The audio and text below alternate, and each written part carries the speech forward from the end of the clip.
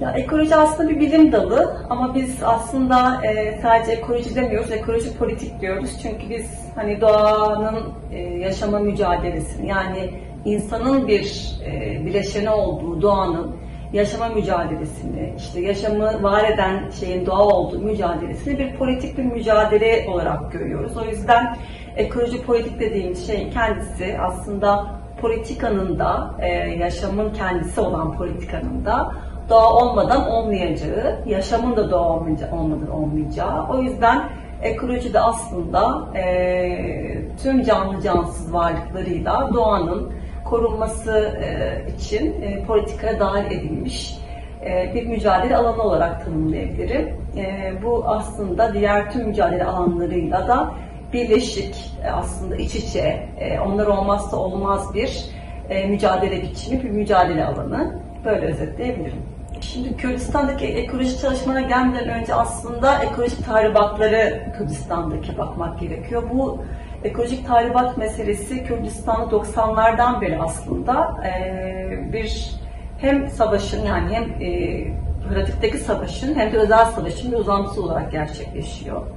Nasıl gerçekleşti 90'lardan bu yana? İşte orman yakılmalarla, köy boşaltmalarla, güvenlik barajlarıyla aslında çok uzun süredir Kürdistan'ın hem insansızlaşma politikaları hem de doğasını yok edilme politikaları şeklinde gelişti. Yani devlet aslında burada insanları hem inkar, imha hem de asimilasyona uğratırken aynı zamanda geride yaşanılabilen bir yaşam yeri de bırakmamayı hedefledi. Yani döneceğiniz bir köyünüz, içinde yaşayabileceğiniz bir şehriniz, hayvanlarınızı otlatabileceğiniz bir yerinizin olmayacağı, yani bir yaşamı kökten yok etmeye çalışan politikalarla buraya davranıldı 90'lı yıllardan bugüne kadar. Dolayısıyla bu tahribat aslında diğer tüm tarihi soykırımla, tüm aslında ulusal bir soykırımla birleşerek aslında doğanın tümüne yönelmiş bir yok ediş projesi şeklinde gerçekleşti. Şimdi bu tahribata karşı tabii ki insanlar çok fazla mücadele ettiler. Özellikle tüm yaşam alanlarını ve yaban hayatını, yani canlı cansız tüm varlıkları, işte kurdun, kuşun, tilkinin yaşam yeri olan dağlarını, nehirlerini, işte endemik bitkileri, Kürdistan'a özgü olan, sadece burada yetişen tüm canlıları ve bitkileri korumak için çok mücadele verdiler. Ama bu mücadelenin kendisi insanın aynı zamanda yaşam mücadelesiyle birleşti. 90'lardan beri olan Kürdistan'ın doğasına ve insanına, toplumuna olan bu yıkım geride elbette ki çok büyük bir tahribat bıraktı. Şöyle bir tahribat bıraktı. Hem Dicle ve Fırat Havzası, yani Mezopotamya coğrafyası aslında bir ekokrim suç mahalline dönüştü. Yani burada mesela Fırat'ın başından başlayan bir maden projesi, biliyorsunuz ki işte Fırat'ın suyuna siyanürün karıştığı bir en son bir katliama neden oldu. Ama 10 yıllar boyunca hem Fırat'ın da hem de Dicle'nin tüm vadilerini, tüm akışından sağlı sollu taş ocakları, kıyı müdahaleleri, yeraltı sularıyla beslenen bu denizlerin işte sondajlarla, kömür madenleriyle, petrol kuyularıyla aslında hem suyunun yok edildiği hem topraklarının kirletildiği bir havzanın iki nehri aslında Mezopotamya'ya hayat veren, 10 bin yıllardır insanlığa hayat veren bu coğrafyada aslında büyük bir kırımı hem devlet eliyle hem de şirketler eliyle yaşadık 90'lı yıllardan bu yana. Geldiğimizde o kadar gerçekten büyük bir kirlilik var. Ekokrim suç mahalli diyoruz buraya çünkü geri döndürülemez bir kayıp var. Yani işte daha önce yaşayan canlılar artık yaşamıyor. Daha önce büyüyen bitkiler artık çoğu yerde büyümüyor. Bunların bir kısmı geri getirilemez noktada. Yine ekokrim suç mahalli diyoruz çünkü sınırlar ötesi bir etkiye sahip. Biliyorsunuz bu sular yani Türkiye'nin komşu ülkelerine bir savaş silahı olarak da kullanıldı. Yani bir barış politikası geliştirmediği için Orta Doğu'da, yani Türkiye bir barış politikası gütmediği için tam da bu nehirlerin suyunu baraj politikalarıyla ülkelere vermeme ve kesme yönünde bir politika güttü ve aslında suyun kendisini bir savaş aracı olarak kullandı. Dolayısıyla aslında bu kırım politikaları, yani suyu gasp etme, toprağı kirletme politikanın kendisi aslında sınırlar ötesi bir kırım politikası haline geldi. Dolayısıyla aslında etki alanı da oldukça büyük bir kırım politikası oldu.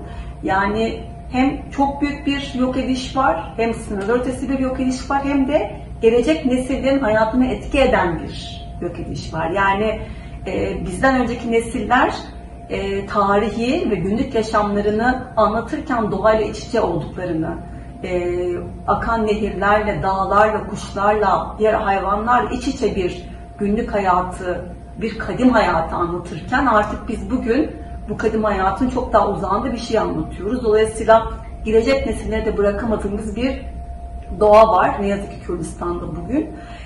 Burası bir suç mahalli diyoruz. Çünkü ağırlıklı olarak 90'lardan bu yana süren savaş ve özel savaş politikalarından bahsettiğim bu politikaların kendisi doğaya yönelik bir suç mekanizması da yarattı ve bu suç mekanizması birbiriyle bağlantılı halde gelişti. Yani önce güvenlik barajları, ardından orman yakmalar, ta şimdi işte ağırlığı mesela Cudibes'te ve Gabar'da görülen çok fazla sayıda orman kıyımı, daha önce işte kömür madenleriyle başlayan bu maden süreci şimdi işte pek çok köyde, hatta 90'lardan sonra geri dönülen köylerde altın madenleri, bakır, çinko madenleri çıkartılması gibi aslında bir dizi suç zincirini yaklaşık 50 yıldır bu coğrafyada var ediyor bu güvenlikçi politikalar. Dolayısıyla aslında büyük bir kırım var. Bu kırıma karşı tabii ki bir karşı koyuş var. Çünkü Kürt halkı özgürlük mücadelesini sadece toplumu ve insanları için yapmıyor. Aynı zamanda vatanı için, dağı, taşı, toprağı, suyu için de yapıyor. Çünkü yaşam dediğimiz gibi yani havasız, susuz, topraksız olmaz. Temiz bir hava, temiz bir su, temiz bir toprak olmadan da özgür bir yaşam olmaz, barış olmaz. Dolayısıyla aslında özgür bir yaşamın ilk koşulu özgür bir doğadan geçiyor. Dolayısıyla doğaya karşı verilecek ya da verilen mücadele kendisi de bir yaşam mücadelesi. Kadınlar şunu da yapıyor. Mesela Akbelen'de yine ağacı için mücadele eden, ormanı için mücadele eden, köyleri yok olmasın diye mücadele eden kadınlar Besta'daki kadınların acısını anlayabiliyor.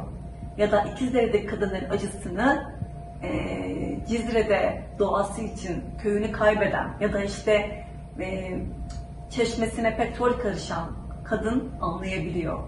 Dolayısıyla aslında bir barışı inşa edeceksek yaşadığımız tüm bu saldırılara karşı aslında, yaşamımıza yönelik tüm saldırılara karşı ortaklaşacağımız çok fazla acının, ekolojik tahribatların da yarattığı acıların olduğunu bilerek ve bu acılara karşı mücadeleler de birleşerek, bu birleşmeyi de kadınların mücadelesi üzerinden yaparak aslında örebileceğimiz bir dönemden geçiyoruz. En çok kadınlar birbirini anlar çünkü o çeşmeden akan suları kullanamayarak evlerini döndürmeye çalışan, temizliklerini yapmaya çalışan, hayatlarını devam ettirmeye çalışan kadınların kendileri. Muğla'da da aynı sorunu yaşıyorlar. İstanbul'da da, Trabzon'da da, Tırnak'ta da, Hakkari'de de. Dolayısıyla bu acılar ve bu zorluklar kadınları yaşamda ortaklaştıran şey kendisi oluyor. Yani aslında hem savaşın hem savaşın olmadığı yerlerde ekolojik tahribatların, yani kapitalist modernitenin aslında sızdığı her yerde insanlara yaşam alanını bırakmamasını kendisi tüm acılarda ve tüm zorluklarda insanları ve başta kadınları birleştiriyor. Dolayısıyla aslında yarının demokratik bir toplumunu kurmanın mücadelesini başta kadınların ortaklaştığı ve beraber mücadele ederek yaşamı inşa ettiği yerden kurabileceğimiz bir toplumla inşa edebilmenin yolları bugünden geçiyor. Ekolojik tahribatların giderek arttığı bir yerde mücadelenin kendisini başarılı kılmak bu tahribatları da engelleyecek ve hem özel savaş politikalarının yarattığı etkileri hem de savaşın aslında yarattığı tahribatları giderek azaltacak ve doğayı daha yaşanılabilir kılacak. Bu bir tercih değil, bu politik bir eğilim de değil, bu yarını kurmanın bir zorunluluğu aslında. Buradan da devrimci bir özü var aslında. Buradan da aslında 50 yıllık mücadelenin, 50 yıllık özgürlük mücadelesinin aslında bahsettiği ve insanları mücadeleye zorladığı şeyin, mücadele çektiği şeyin kendisi tam da bu. Doğa olmadan yaşam olmaz demenin kendisi aslında eylemlerde bir slogandan çok daha öte. Bugün yaşamı kurmanın, bugün yarını kurmanın aslında bir nevi pusulası bugün. Ne yapacağımızı, nasıl yapacağımızı bir araya gelerek, örgütlenerek ve doğayı daha da yaşanabilir kılarak bu tarz projelere karşı gelerek en küçük bir toprağa, tek bir ağaca, kirletilen tek bir havaya sahip çıkarak aslında koruyarak, mücadele ederek başlamamız gerekiyor. Kürdistan'daki bu ekolojik tahribatlar elbette ki kendi mücadelesinde yarattığı çok uzun yıllar boyunca Kürdistan halkı aslında doğasına sahip çıkmak için çok mücadele etti. Bugün de mücadele ediyor. Ancak elbette ki boşaltılan köylerin varlığı ve buraların güvenlik alanı, yani buraların bir çatışma alanı, bir operasyon alanı olarak devlet tarafından tarif edilmesi ve insanların aslında kendi köylerine, kendi yaylalarına, kendi yaşam alanlarına sokulmadığı bir yerde buraların korunması elbette devlet tarafından da engellendi. Çok uzun süre engellendi. Savaşın kendisi aslında devletin tam da buraları tahrip ettiği bir nokta haline getirdi. Şimdi de barışın kendisi de böyle bir riski taşıyor. Yani çok uzun süre korunan dağlık arazileri, dağların, vadilerin çok uzun süre belki savaş esnasında korunan buraların aslında şimdi barış geldi diyerek, terörsüz Türkiye diye övünerek bahsettikleri yerlerde mesela Gabar'da övünerek petrol kuyusu açtıklarını görüyoruz ve bu petrol kuyusu açılan yerde yaşayan, çok yakınında olan köylerde yaşayan insanların musluklardaki içme sularına karışıyor ve sularını zehirliyor. Şimdi aslında hem savaş politikasının kendisi hem de savaştan sonraki politikalar, yürütülen politikalar aslında ne insan yaşamına ne de doğayı korumaya yönelik bir politika olarak kendini var ediyor. Bu çok görünür bir şekilde. Elbette ki Kürdistan'daki Kürtlerin yine günlük hayatına bir müdahale devam ediyor. Buna karşı mücadeleler hem hukuksal yolla gerçekleşiyor, hem meşru müdafalarla gerçekleşiyor, hem de eylem ve etkinliklerle gerçekleşiyor. Özellikle 2017'den bugüne belki insanlar çok fazla kayıp vermiş olabilirler ama mücadele etmeden de bir yaşam olmayacağının farkındalar. Şimdi bugünlerde bu artık doğayı korumak için var olan mücadeleler birazcık daha güçleniyor. Sayın Abdullah Öcalan'ın belki barış ve demokratik toplum çağrısıyla da kendini iyice var eden ve daha fazla toparlanan, şimdi artık doğamıza bugün sahip çıkmazsak ne zaman sahip çıkacağız diye soran bir toplum var. Bu toplum dünden bugüne ekolojinin, doğanın aslında ne kadar önemli olduğunu öğrenerek, bunun politikasını yaparak zaten hayatını var etti. Politikasını bunun üzerine kurdu.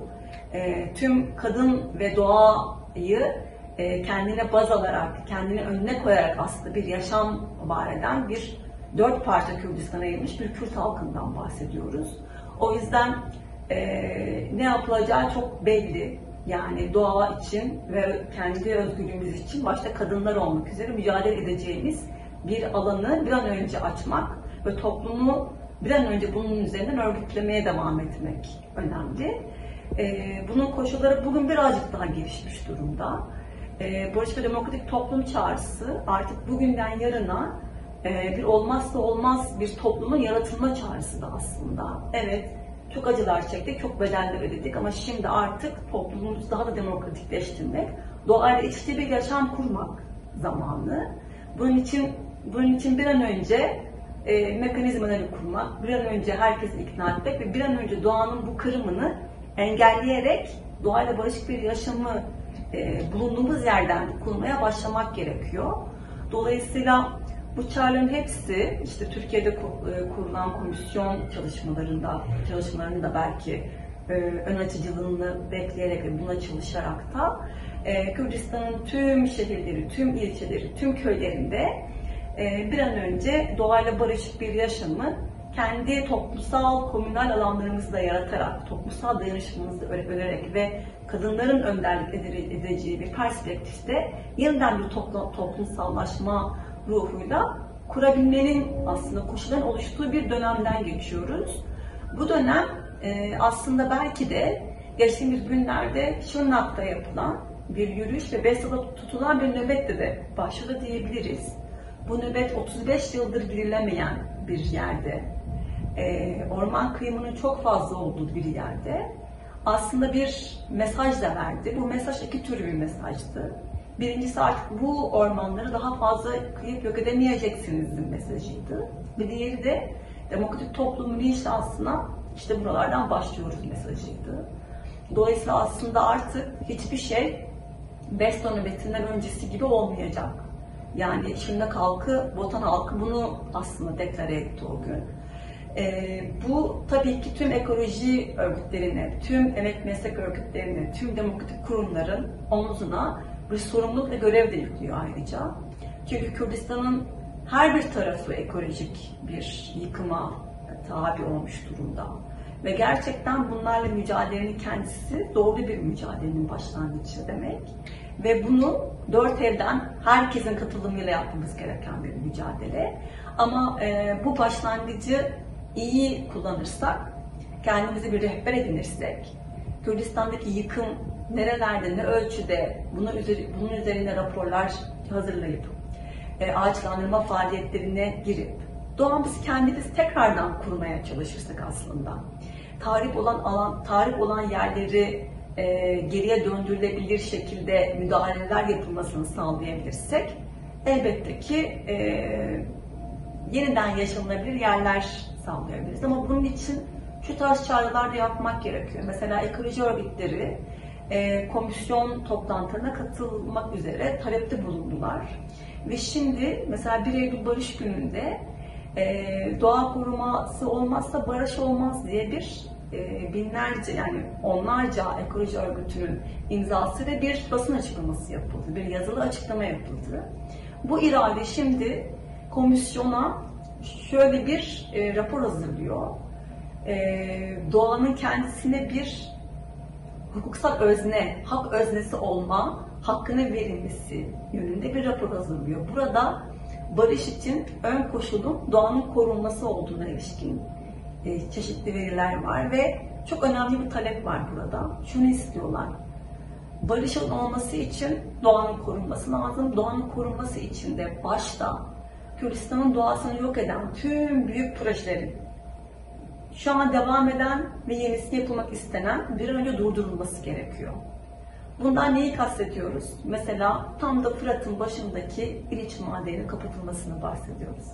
Bundan neyi bahsediyoruz? Şırnak'taki kömür ocaklarının işçilerin işsiz bırakılmadan kapatılmasını bahsediyoruz.